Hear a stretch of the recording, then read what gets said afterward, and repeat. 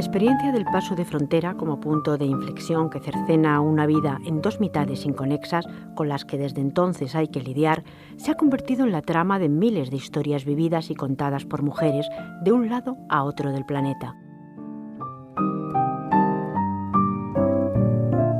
En esta segunda aproximación al quinto coloquio del Seminario Internacional sobre Literatura y Mujer, nos sumergimos en el fondo de las historias, en los pequeños sucesos vividos por las protagonistas de los grandes momentos históricos, en las anécdotas guardadas en la memoria como tesoros de otro tiempo que hay que legar, y en los espantos, en los anhelos y en los asombros que han logrado romper el silencio de las fronteras y de las mujeres trasterradas.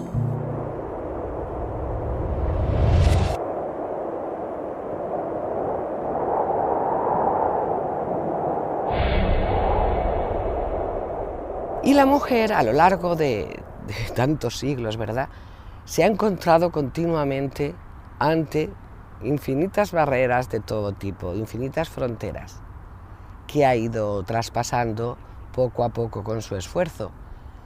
Eso supone que las mujeres nos podían dar también un punto de vista, si no distinto, al menos muy complementario de lo que se ha venido dando en la literatura y en los estudios literarios, porque la voz de las mujeres plasmando la problemática y las experiencias de la migración no son como las de los hombres. Su mirada se aloja en otros puntos, se dirige a otros aspectos y su voz es diferente. ¡El muro le da vergüenza! ¡Ese muro lo vamos a tumbar! Nos planteamos que en un mundo globalizado como el actual, en el siglo XXI, parecía como si la frontera no tuviese sentido, no tuviese necesidad de ser. Y sin embargo, en las últimas décadas hemos visto aparecer fronteras por todas partes. Y hemos visto crecer también el número de mujeres que han tenido que abandonar su hogar por una convergencia implacable de circunstancias de muy diversa índole que les ha impedido la continuación de la vida tal cual era. Por una parte, la mujer a lo largo de nuestra historia, de la tradición occidental, pero también en la oriental, y quizás más todavía en la oriental, ha sido la guardiana de la tradición, de la lengua, de las costumbres, de la historia de la tribu. Eso hace que cuando habitualmente una mujer se traslada y con su familia a otro lugar, a otro país, a otra cultura, se sienta depositaria de ese tesoro y trate de conservarlo y transmitirlo. Esa extraordinaria vitalidad, hecha de resignación y de esperanza, ha sido el sostén existencial de miles de familias emigradas. Como por arte de magia, una nueva normalidad podía surgir entre paredes desconocidas, desnudas, desconchadas. Una mirada sin rencor hacia esos nuevos espacios que se habitan, hacia esos nuevos rostros que se encuentran y hacia ese viejo pasado que ahora solo visita la memoria. Hay un pragmatismo normalmente en las mujeres que las impulsa a una adaptación más rápida y a tomar lo positivo del nuevo entorno en el que se encuentra. Vemos a las mujeres, sobre todo las mayores, cómo se resisten y cómo tratan de mantener un entorno lo más semejante posible al lugar que han dejado atrás. Conseguir que su familia, su casa, sea una isla en medio de un mar extraño, una isla que de alguna manera las siga conectando a su país, cultura y lengua de origen.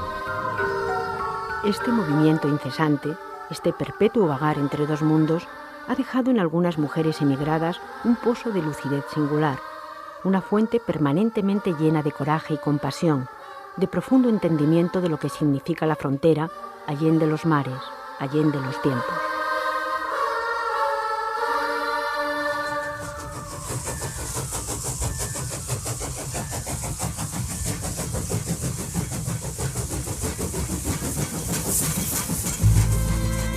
El exilio propiamente español, el exilio republicano que comenzó a principios de 1939, ha sido casi exclusivamente vinculado a un fenómeno de índole política, dejando a un lado el aspecto económico, es decir, la situación de extrema necesidad a la que se vieron abocadas alrededor de 500.000 de personas, de las cuales más de la mitad eran mujeres. Si bien la nueva historiografía suscribe características propias para un exilio político y para otro exilio económico, también ha empezado a estudiarlos como procesos en relación con experiencias comunes en los países de acogida y a incorporar variables como la de género, que ha permitido visibilizar la manera particular en que las mujeres vivieron y contaron el exilio. El exilio es un fenómeno universal y sí es cierto que se vive por hombres y mujeres de una manera similar lo que es el paso de frontera, lo que es el tener que abandonar toda la carga vivencial y todo lo que tenías en un momento determinado, saber que te marchas y no tienes la certeza de cuándo vas a volver, porque estamos hablando de un exilio por motivos políticos, y ese paso de un sitio a otro supone en la vida de todo exiliado una ruptura, o sea, por eso hablo de ruptura. De ruptura a nivel tanto físico como a nivel, en un nivel de vivencia emocional.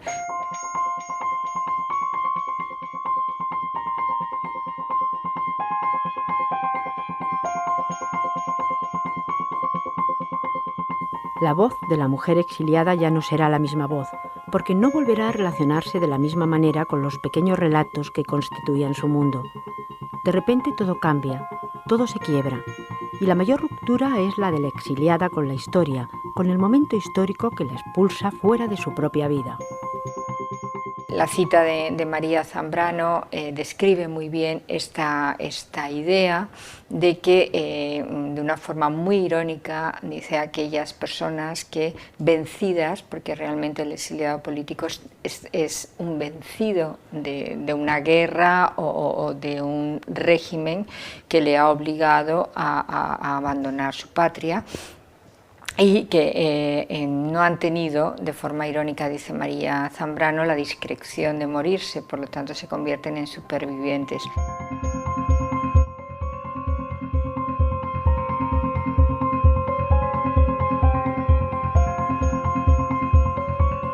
Hay muchas diferencias a la hora del exilio en cuanto a, no solo en cuanto al género. La vivencia de la ruptura es similar, pero se vive de una forma diferente en cuanto a que seas hombre o mujer, pero también en cuanto a la edad. Es muy diferente que una mujer salga siendo una niña, una adolescente, una mujer adulta y ya no digamos una mujer anciana que se ve obligada a irse. La condición económica y social fue también un factor decisivo en la experiencia de las mujeres exiliadas.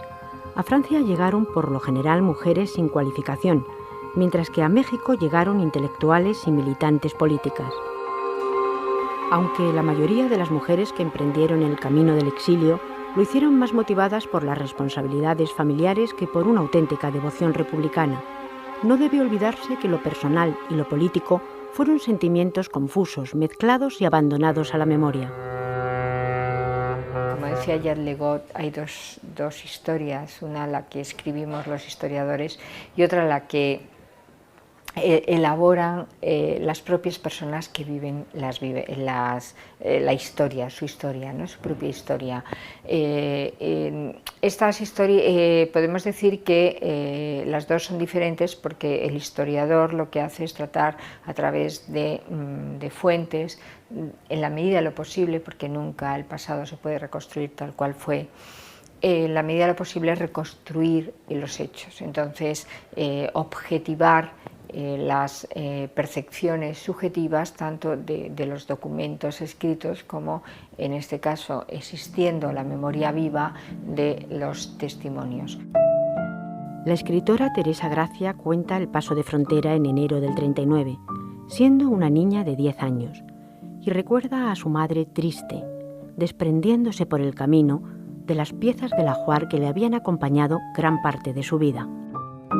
Y bueno, todas estas experiencias las tenemos recogidas en la literatura, en la pintura, con una especial sensibilidad, pero también es cierto que hay muchas memorias, hay muchos recuerdos de mujeres que no lo han podido expresar, pues porque no tienen esas facultades, pero que sin embargo también lo han sentido de una manera similar. En el caso del exilio del 39, quitando los pasos de frontera en los años 40, 50, como consecuencia de la militancia política, de las exigencias de los partidos, de las centrales sindicales, pero que se producían siempre de forma clandestina. En el caso, quitando esa circunstancia, en el caso de las mujeres, ellas fueron las primeras que normalmente retornaron. Retornaron porque querían ver a las familias. La literatura del exilio y las investigaciones históricas más recientes han permitido reconstruir a través de la memoria individual la experiencia de muchas mujeres exiliadas que habían sido borradas del curso de la historia. En el año 77, 2 obras de referencia, la de Vicente Llorens y la de Ramón Malagón, vieron la luz, y con ello se inició el esperado retorno de los exiliados españoles.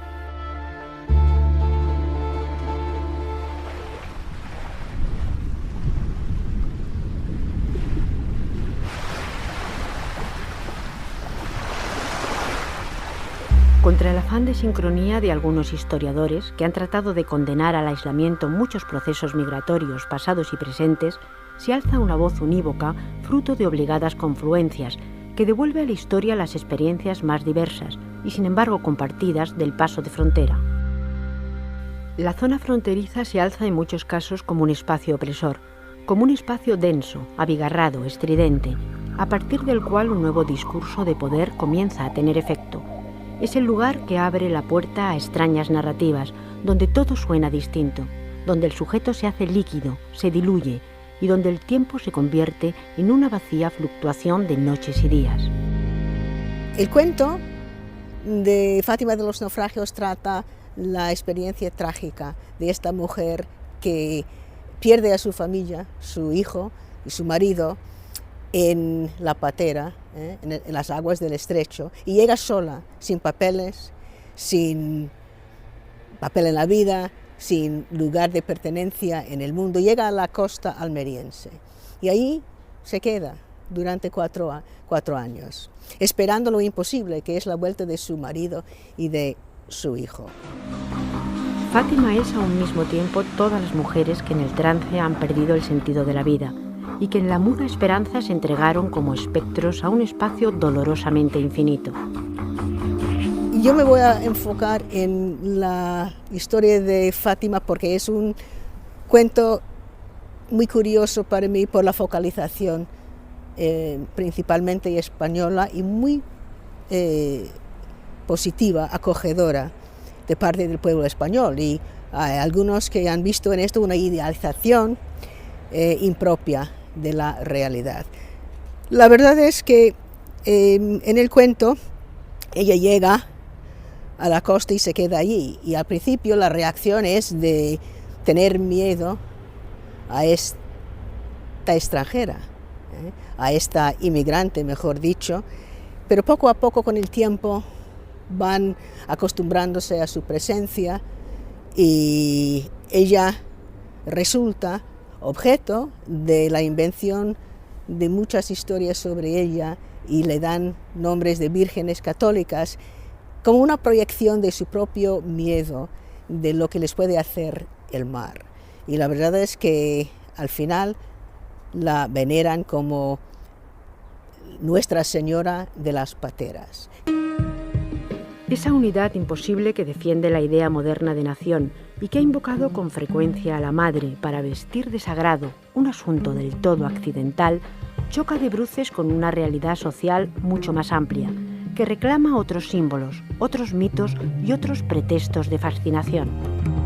Bueno, lo que representa todo esto es una cuestión muy complicada de la inmigración y la integración, el reto, el complejo reto de la integración de lo diferente, de lo nuevo. Entonces, ¿cómo trata Lourdes Ortiz esta cuestión en el cuento? Bueno, ella explora las tensiones entre la benevolencia, irónicamente, de las buenas conciencias y el histórico racismo español. Las tensiones entre el sujeto y los discursos hegemónicos y la tensión entre la mujer y el poder. Si bien un tanto entreveradas, se desvelan las líneas maestras de la narrativa de frontera, como un discurso en el que hubiera que enfundarse para justificar la estancia en el nuevo territorio. Por esa razón la mirada se vuelve profunda, como hacia adentro, y la voz araña una memoria de hielo por la que resbalan palabras que ya no significan nada. Esta es la historia. ¿Qué hace con la historia? Es tratar el proceso de concienciación de esta mujer, quien a través de su introspección y su reflexión en silencio durante casi 4 años, llega al punto de hacer su propio camino, volviendo al mar. Ella, es decir, que llega por fin un cuerpo de un joven africano, un cuerpo inerte, un cuerpo muerto. Y ella llega al punto de poder acariciar, abrazar a este desconocido como si fuera su hijo. Así que podemos decir que es un acto heroico de amor materno.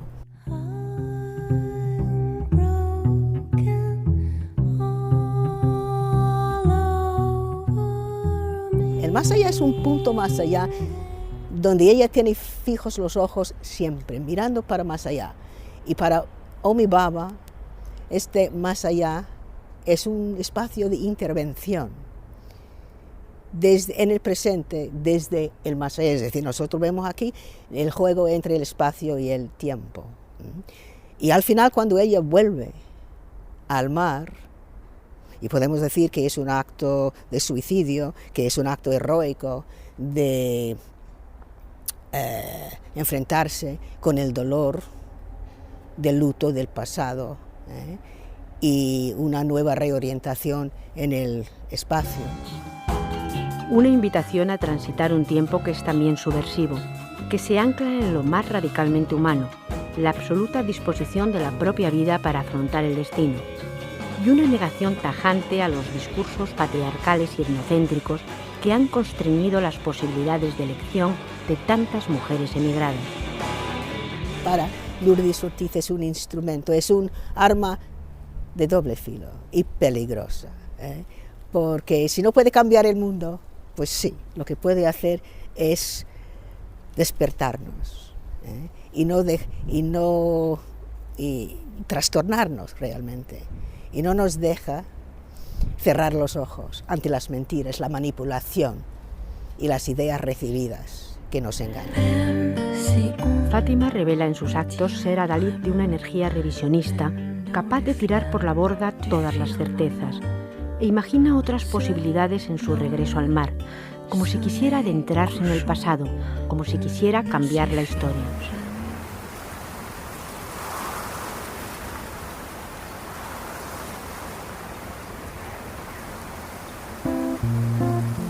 Como en una relación de vasos comunicantes, la novela postcolonial se ha hecho eco de las tesis de la moderna historiografía, ayudando a derribar los falsos mitos que con frecuencia han limitado el rigor de los estudios de frontera. A través de una escritura que vuelve a sublimar los universos cotidianos, se evidencian complejos procesos de cambio social, se desnudan dialécticas de poder y emergen realidades que de otra forma hubieran permanecido invisibles. J'ai choisi exprès ce roman parce qu'il est très particulier, parce qu'il met en scène le phénomène de l'immigration, cette fois-ci, qui est délibérément choisi par une famille qui vit vraiment à l'aise, qui a tout ce qu'il lui faut et même plus pour vivre. Il s'agit d'une famille très bourgeoise, donc le mari est un ingénieur, il a une femme au foyer avec 3 enfants qui suivent leurs cours à la mission française, et donc il est ingénieur de formation, donc ils ont un niveau social très très élevé. Il n'a aucune raison économique de partir, aucune raison politique non plus, parce qu'il n'est pas du tout engagé politiquement dans les débats politiques que connaît son pays. El lenguaje repara en la desarticulación de la identidad cultural provocada por la separación geográfico-política, renunciando así al monopolio de la verdad. Se cuestionan, por tanto, los mecanismos hegemónicos de Occidente, pero se juega con ellos, se dialoga, se pregunta por nuevas posibilidades de convivencia en un contexto en que las viejas categorías ya no definen la nueva realidad. Nabil va immigrer avec sa mentalité de Marocain. Il n'essaiera pas de changer. Il voudrait que sa femme change, mais sur le plan vestimentaire, de manière superficielle.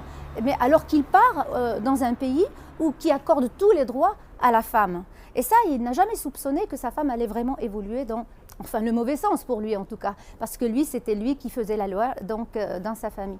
Donc en partant s'installer au Canada, il rencontre un tas de problèmes. Dès le premier jour, il rencontre d'énormes problèmes, aussi bien au niveau culturel, parce qu'il rencontre des femmes à moitié nues dans la rue, il rencontre des homosexuels, il rencontre déjà l'environnement change complètement. Como en un largo peregrinaje en el que la identidad no termina de cerrarse, se reconoce también una nueva forma de pensamiento que ya no es fija ni estable, que se hace cargo de las transmutaciones que tienen lugar dentro, pero también fuera de la línea de frontera, y que marca un principio de adaptación que ya no corresponde con nada, porque todo es nuevo, como una página en blanco que comenzara a escribirse. Et ce qu'ils ont ramené du Maroc, donc l'argent diminuait considérablement, ce qui fait que Samia était obligée de chercher du travail. Et qu'est-ce qu'elle trouve? Tout ce qu'elle trouve au niveau de... Elle n'a pas de problème d'intégration parce qu'elle n'a pas un niveau intellectuel très avancé. À l'âge de 12 ans, elle a quitté l'école et tout ce qu'elle sait faire, c'est les tâches ménagères. Donc, elle travaille comme femme de ménage. Hein. Ça lui coûte énormément au niveau de son orgueil et de son amour-propre, mais n'empêche qu'elle était obligée par la nécessité. Elle s'est adaptée. Alors que Nabil... contrairement à Nabil, qui, à cause de ses diplômes étaient pour lui le handicap pour trouver du travail. La línea del futuro se torna borrosa o desaparece y emerge un sentido de desorientación que se convierte en vital, que vaga del centro a la periferia, de la periferia al centro, en un viaje interior mucho más consciente que descubre una nueva realidad. L'essentiel de cette histoire, en fait, c'est qu'elle débouche sur un problème beaucoup plus général, qui est le problème donc d'un couple qui vivait déjà dans une harmonie pendant 18 ans au pays, mais que, en fait, le Canada a participé de manière très positive, en tout cas pour la Samia, pour la femme, pour l'épouse, à s'épanouir. À se retrouver en tant qu'être humain.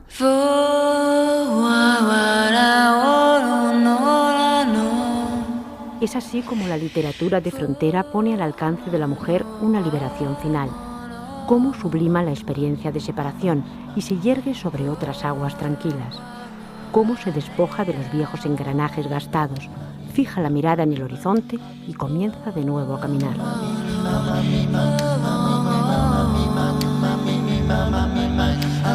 Mama,